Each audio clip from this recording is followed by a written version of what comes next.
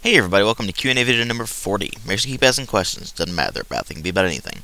Just know that I don't respond to review requests or let's play requests in these videos, but I will respond to them in the comments. You can post your questions in the comments below, you can put them in the appropriate section of the forums, or you can send them to me via PM.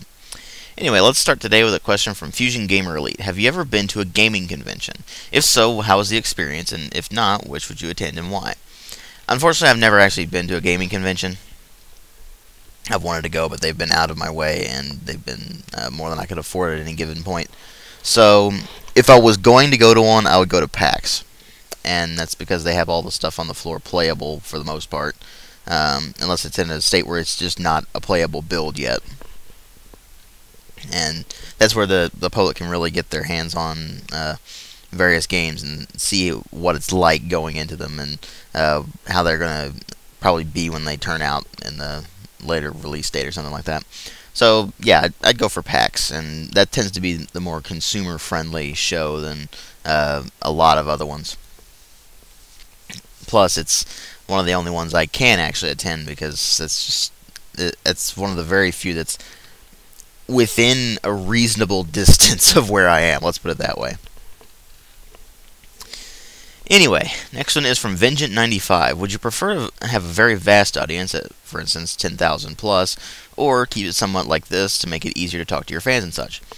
Regardless of how big the audience gets, I'm still going to be talking to the fans and such the way I normally do. Now, I have stopped responding to every single two-word comment and such like that. I usually do it for the first one or two on a video, and then I'm just like, no, not anymore. So, that's the kind of stuff I won't respond to anymore, but that would be basically all I wouldn't respond to, unless people get into long, drawn-out comments of flame wars and such like that. So, I'd still be talking to fans and such, no matter how big the audience gets. So, yeah. And next one, I've gotten quite a few questions about it, so I got two relevant ones here. C#Grunt117 asks, Hey DWT, what's your opinion on Disney acquiring Lucasfilm and Star Wars 7 coming in 2015? And in a related question, RyBrentman FTW asks, do you think we might get KOTOR 3 and Battlefront 3? This is an interesting development. I didn't really expect Disney to acquire Lucasfilm. It seems like Disney is becoming the evil empire of media these days. It's kind of disturbing, to be honest with you. But they acquired Marvel, and Marvel hasn't really hurt since then, so this could turn out okay, as long as they don't pull off another Phantom Menace or really any of the prequels. As long as it's a lot more like the original trilogy, then Star Wars 7 should be okay, actually. There's a lot of potential for what they could actually do there. There's a lot of stuff in the extended universe they could fiddle around with. I would have preferred to see them do something in the Old Republic era. Stuff where it was like the KOTOR era and stuff like that. That was just interesting stuff. I like to see stuff like Exar Kun being made into movies and such like that. So that would be cool stuff to see. But I don't know. We'll see how it turns out. As for KOTOR 3 and Battlefront 3, probably not. They've already said that they're focusing primarily on mobile and social gaming, so don't expect KOTOR 3 or Battlefront 3.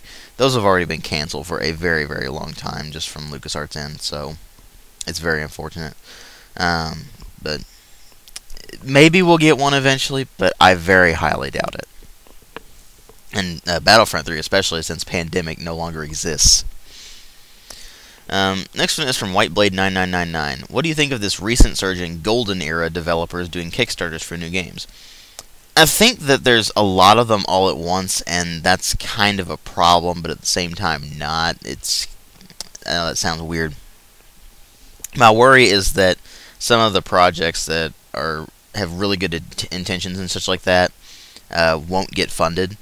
So, you see stuff like the Project Eternity Kickstarter, which just did an absolutely massive amount of success, and I really hope that turns out well.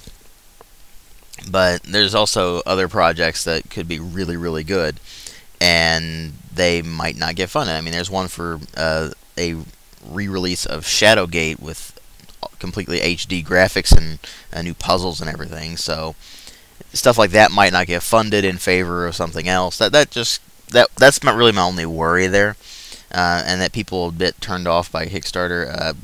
We'll see once the actual results come around, but I think it's okay. This is really the only avenue that these developers have to make something like that from that golden era, so to speak.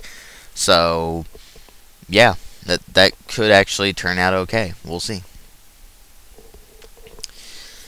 And the next one is from Movie Cowboy 2012. Now that the two original founders of Bioware, along with Drew Karpyshyn, writer of Mass Effect and KOTOR, have all departed from Bioware, do you think that there are more good games to come from them in the future, or are their best days behind them? I think their best days are pretty much behind them already. It's very unfortunate that that's the case, but I really do think that that's what's going to happen.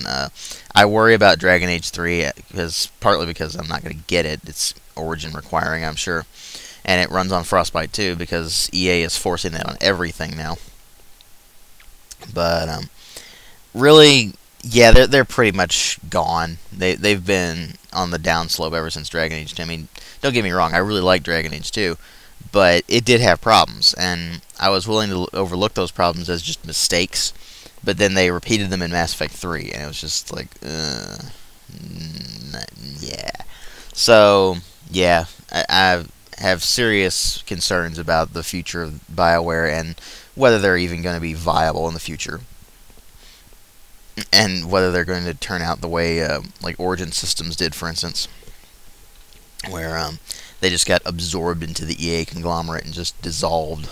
So I worry about that. It's not likely to happen because the Dragon Age and Mass Effect are kind of cash cows for EA right now, but we'll see. Anyway, that was Q&A 40. Make sure to keep asking questions, and I will catch you guys in later videos.